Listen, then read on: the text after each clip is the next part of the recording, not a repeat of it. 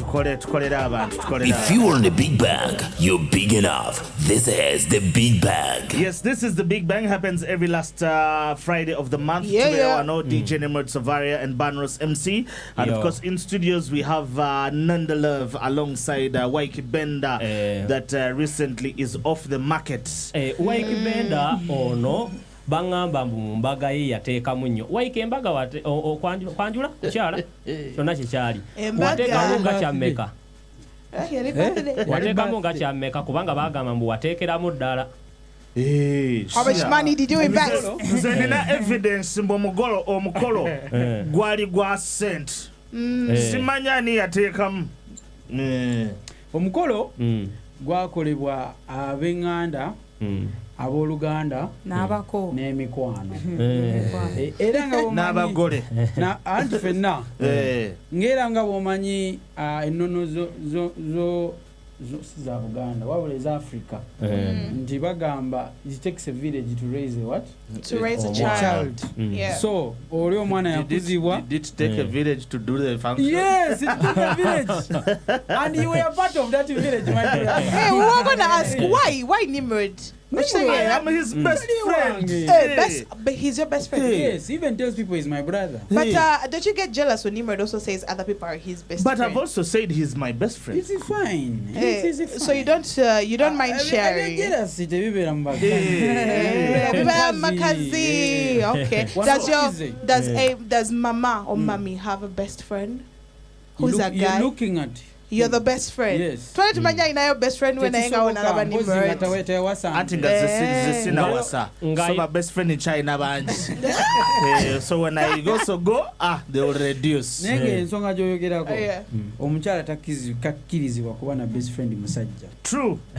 Why not? True. Do you have a? Because abasajja. Musajja munne. Yamanyi musajja munne. Abasajja tukola ki? Twemanyi tuli bakwabuzi. Do you have a? Is she your female best friend as well? Me? Yeah. No, best friend. All my best friends are male. Male. Okay. But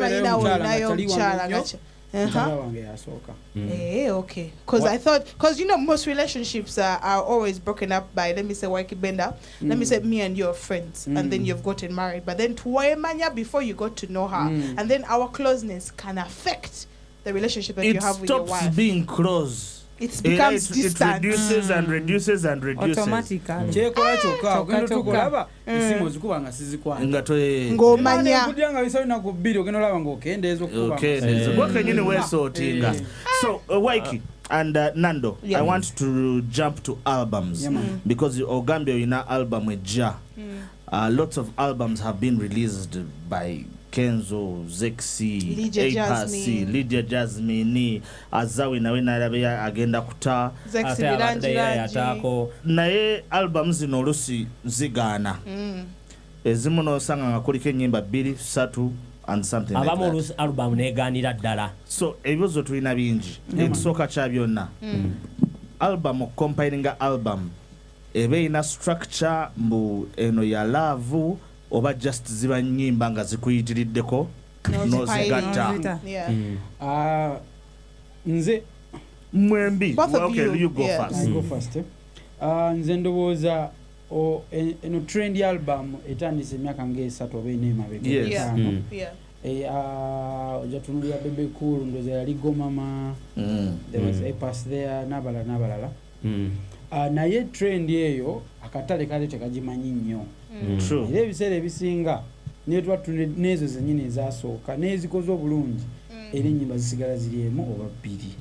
Kyovula abayaya abasinga abamu bo bategeera digital Nimrod kaya ate ennyimba ze kati nandolako kati ennyimba nga meka nga 8 oba 10 n'azigata n'agamba album yiyo naye nga kyafa digital boddamu n'owuliza body of work sente zeeyongera single kufunira sente then ne bwogikwala n'ogireka mu album era ofuna sente kati abantu abamu bakolanga ekyo abamu mbamanyi sigala kwogera so nga tafanga yokola album naye nga ku digital eri alinayo album ey'ennyimba zeyatadde nga single kati ne wabeerayo ba epas bannabala who actually come n'ogamba ennyimba zino 16 tolina lwe waawuliddeko oba nga kuliko nga 4 nga nkadde kati nga Kireka Boy album kwaliko ennyimba ezaali zakuba nnya endala ne zikuba bukubi nga album emaze kukola ki kuyitawo then kati so akatale kabadde kakyategeera music oyo olwokubanga omuwadde omulimu omunene era abamu bamaliriza nga bafiiriddwa ennyimba nnyingi yes because omwagizi lwowadde video lwabala Uganda simanyi lwaki tukyali nnyo ku lutalo olwo Nimrod olwokuba nti omwagizi waffe alowooza bulimba oba tolina video si lupya ate era kimbadde ngendo tuuka mbuuze ngambe tetulowooza nti kiganye kubanga tulaba most cases abasinza okutawana eno album abasinga ziganye okukola era nga olaba ngera kiri kyogambye nti obasanga abaziinako ezikoze bayinako nnyimba zikoze kubanga twalaba wane eno Dr. Brain yakola EP Zex yakola bonna nga zijja zibatulamu John Black yakakola album Ray G naye bonna zize zibatuulamu Elijah Kitaka ng'olaba n'abamu okuddamu okuperformingako obulungi bamaze kuddayo ku singles nze ndowooza album ekisookera ddala bwe bayakola ennyimba zibeerenga 6 nga zonna ziyiseewo ku listenership naddala ku digital ku radio tekisoboka kuba Nimrod olina abayimbi bameka boolina ozannya olunaku banji we are too many so bw'otuuka ogambe nti Ykee Benda gyateekemu ennyimba 5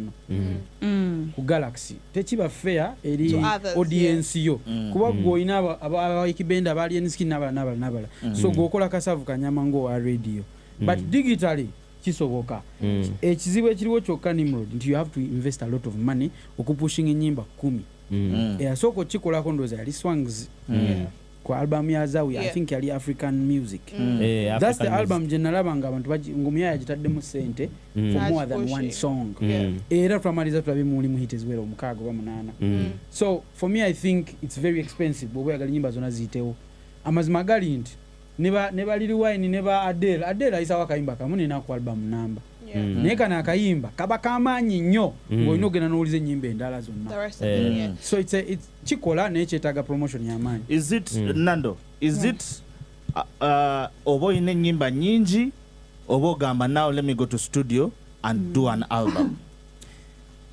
kubanga nze sitangayo album yonna so simanyi lwaki do you think Ykee Benda album gyagenda okuta yatudde wansi nagipulaninga nga album oba just yabadde n'ennyimba nnyingi nagamba why katuzigatte naye olumu ndowooza era waliwo ennyimba we zisukka bannaye tubeera n'ennyimba nnyingi eziri unserved n'ogamba lwaki sizita lumu oba omuntu waliwo nekyoyinza oyita stage nti kati omuyimbi kati wooli wetaaga okutayo obanga album gwe nga bajja kiembracinga naye kati nze Nandolove wano nga weni nkyabawa singo kwa singo toli ku pressure ya album buli wiiki oba wiiki 2 mbo kyekuba weeziri okay hypothetically speaking Nandolove when you decide to create an album nogamba kati kamba we album how do you think you'll be able to strategize it like ogenda kugifuluma batya kyekyo kyengugambye nti nze sinaba kutuuka kweyo level ya album I do not have knowledge about album EP what say posing and to say I'll address. Let's talk about production. You come from Ghost Empire or inaba producer bo Ykee Benda mpaka aina producer DNY yeah, you have your own producers at Mpaka. Swangs has and lots of other artists by personal producers. Is it good to have personal producers or bwe ngende wa banga ngendekewa n'essimu ngendekewa omuntu omulala? I think it's good to have a personal producer kubanga producer oyo mubeera kale mwetegeera mubeera mwetegeera ekintu ky'obeera okola just osala n'owuuna obuwuunyi nategeera nti agambye nkube base okitegeera ate nga n'okubeera ne baproducer abalala si kibi naye mubaamu okweyiga obimanyi nga mukolagana n'omuntu mukolagana n'omuntu. Someone would argue and say that if you stay with a particular producer ogenda beera mu comfortable zone nga you're not going to be able to challenge yourself to do something better so omuntu wandize n'agamba why wouldn't you like want to have different like just try out no bakalorimba togenda do releasing but just try out to see another feel of somebody else era kyekimu nange lwakuba kale era jenne twajja nnyo wamuwe yes nekibeera bwe kityo but I personally go to producers, many other producers, and I work with them. Kubanga nze ndi flexible nsina nyumba ate. Senyinza okugamba music art yenna Nimrod. Art ono yeetaagamu a bit of chemistry. Nti Nimrod bw'oba gwe producer nga n'olinayo producer they know naye gwe oli wa mu studio yange mbeera nnyo naawe capa tugirya ffenna bwe tuseka bwe twogera ku baana abaakufeze na bikina byonna ebyo kati bw'otuuka olweggulo nanfuna idea nuga tuyingire okitegeera music asinga gwe twakolanga n'enesimu yabeeranga bw'ati we were not trying to make music, we were having fun. Thank you.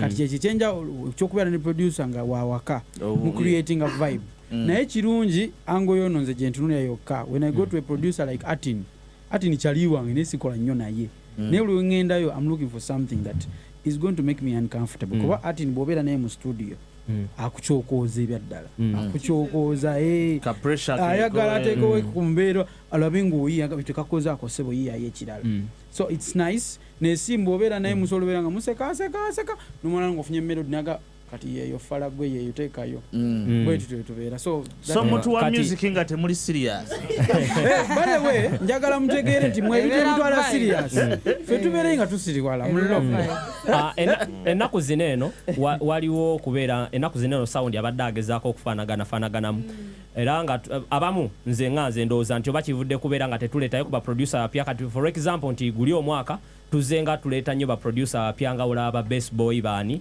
tuzenga tugezako teeka mu baproducer bapya naye ennaku zino bano baproducer batandika bayinamu ku taachi empya tulabanga oba betusuuliriddemukko nti kwe kubeera nga n'oluusi ne taachi ezimu zifaanagana ku lwansonga tuze tuziwulira nti otuuka n'okwata n'ogamba nti ono Andre yakuba kino eno ng'obeera tonaana kuwulira gundi ye n'omanya nti ye eyo nobu ogiraba gy'okutteko eyo nobu nzito eyo nobu nzito teva ekwata ku DJ nekwata ku muyimbi nekwata ku programs director ezi radio nekwata ku bayimbi bannange na biki byonna ne muzi MTN n'otuukayo tulina ekizibu ekyokutya okugezesa okitegeera oba kiri mu DNA simanyi oba bakikola bakigenderedde abantu waliwo kye bayita mafia system eri awo nti sound oyo ali scary okumugezesa bakugamba oyimbi oluzungu lungi nnyo ate onayimba loko nnyo lunabi namugamba kati gwoligenda di international ng'oyimba luganda bwotyo nogamba kati mwagala kyekituufu okitegeera kyengezako okugamba so tumaliriza tuli mu situation omuyimbi nga ali mu kaboksi ebyo ebintu biri abani nnyo tebijja kutambula. But even speaking of the sound, why is it? Because I want to ask, what do you think is the original Ugandan sound?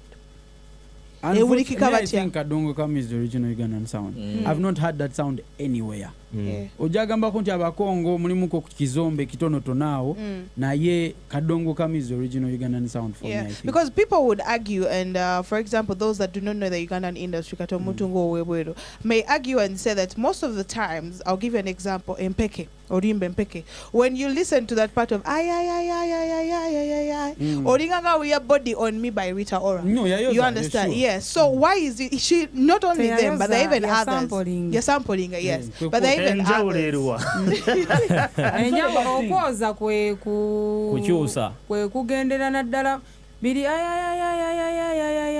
your body on me oba nagamba ze nawe baby nga you just change the words nenga gundi yakolako katono nakomaawo. So my question is, why is it that majority of Ugandan artists most of the times tebagala creating ekintu ekyabe, they want to tap on to or nga nalola bwagambe sample something else? Ekintu kya sampling osobola okukola oluyimba wallahi ng'okoze melody zo vibe zo then nofunamu akantu kati nga nokateekamu ne bagamba yalukopyeri kumbe it has come like even after the creation.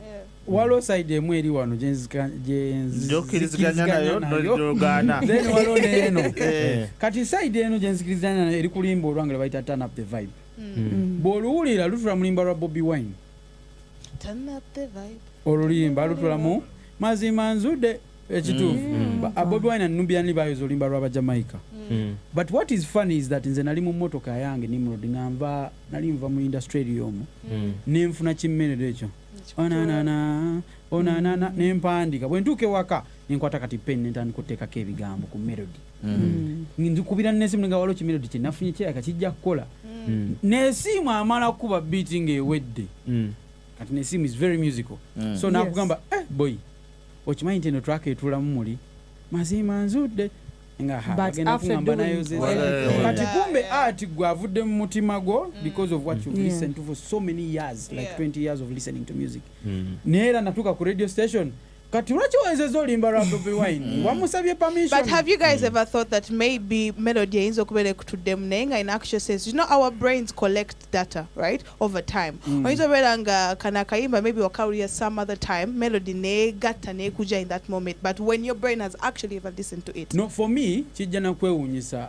it's not the case for me kubanga nze omuntu akwata olimba nga gami wabiolya nenkwata beat yalwo nempandikirako oluyimba olwange tosaana bigatta Munakampala was created on that beat then producer naleeta a different beat naye nga gwe gwa rhymingidde kuli nawulira beat y'omyayo nga najagala dda mmoze kasaya jimba neŋŋamba musajja gwe onkyokoozezza lumu bwe ndimala okusoma nange ndiyimba kweno beat one of my biggest songs nalugyamu olwo oluyimba nga mpuliriza beat nze nenjiya melody ezange era bw'oluwuliriza tosaana kukirowooza nti lwava omwo. Hard question. Wali obbyeko oluyimba? No. Bali bakuzzaako oluyimba olubbe? No. Lwaki kubanze mulamu bwange bakampandiikira ennyimba lumu. Really? You write majority of your songs? Not majority. All of your songs except 99.0991 zonna nze wandikira. But have you ever done a song omuntu nagamba wabbye oluyimba lwange? No. Have they ever stolen your song that you've written? Have they ever stolen your song? Nandola, have you ever stolen a song? No. Have they ever stolen your song? I'm a creator. Atenze Have you ever bought a song and then you find that the song you have bought is for somebody else who had never bought it and then the other person also bought it?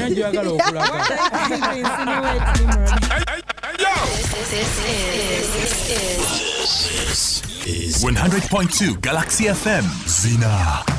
Triple your fan. Booster. Triple your game. Booster. Triple your data. Booster for MTA. Booster. Triple your movies. Booster. Triple your downloads. Booster. Triple your GBs. Booster for MTA. Booster. Booster. Triple your blast with MTN Booster, the super data bundle that tops you up with an instant boost.